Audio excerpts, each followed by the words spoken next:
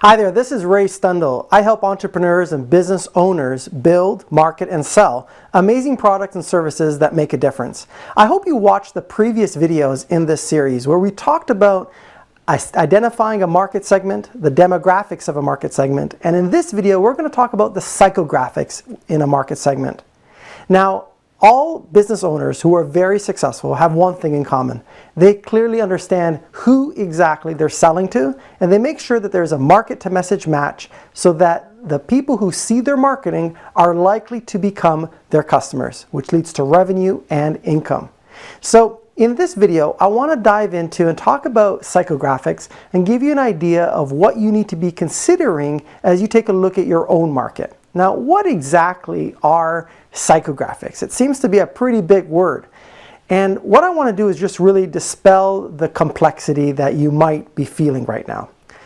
Psychographics really involve the psychological makeup of a marketplace and of a target market and of an individual. It's the aspects that you can't see with your naked eye. Psychographics are things like the attitudes and the values and the beliefs and the opinions, the lifestyle attributes that a customer in a target market considers important. Things like viewing family, money, career as important, what they hold to be important in their life. In addition to this, some of the key things that I really suggest that you write down are phrases like this. They dream of, and then fill in the blank. When you ask your question, what do they dream of? Dreams can be, of course, nightmares, or they can be pleasant. So let's first take a look at the pleasant version of a dream. Dreams that are pleasant are pictures in our mind, our videos that we play in our mind when we're daydreaming, when we're asleep, of what we really want in life and what we want to accomplish. And we're constantly thinking and we're emotionally involved in trying to figure out how to get there quicker, faster, easier, with less hassle, right? Well, when you understand what that it is for your customer and are able to provide the it that they've been searching for, half of the sales process is already complete.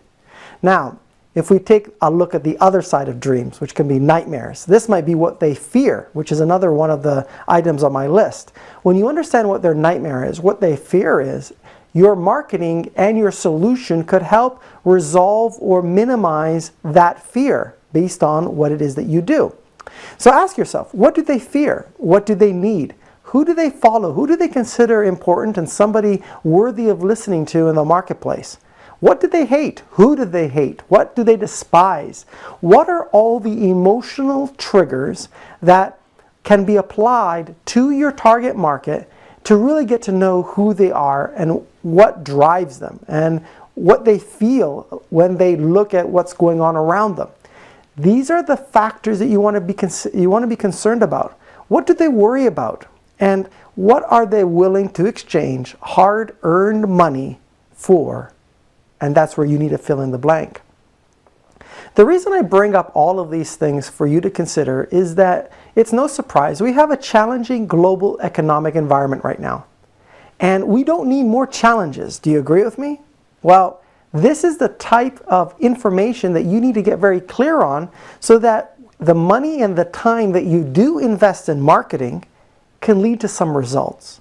The money and the time that you lead to product development leads to the results of creating something that somebody actually wants. This is how you go through the process. In video 1, we talked about the criteria of evaluating a market. We've talked about demographics in video 2. We've talked about psychographics. And when you start to pull all of this stuff together, you really get an appreciation for who your target market is, what they're thinking, and ultimately all of this feeds into creating the ideal customer profile. And that's what's absolutely critical for you to do. So in this video, we've learned about psychographics, and in the next video, what I'm going to do is I'm going to share with you some tactics and some strategies to create a persona of your customer. Personas are very powerful, and we're going to get into that into the next video. Now, if you like this video, I encourage you to sign up for my channel or come back to my website, and I'd be more than happy to share with you 30 minutes of video training that can help you as you build, market, and sell products and services that really make a difference. This is Ray Stendall wishing you the very best. Take action on these ideas and get really clear on the psychographics of your customer base.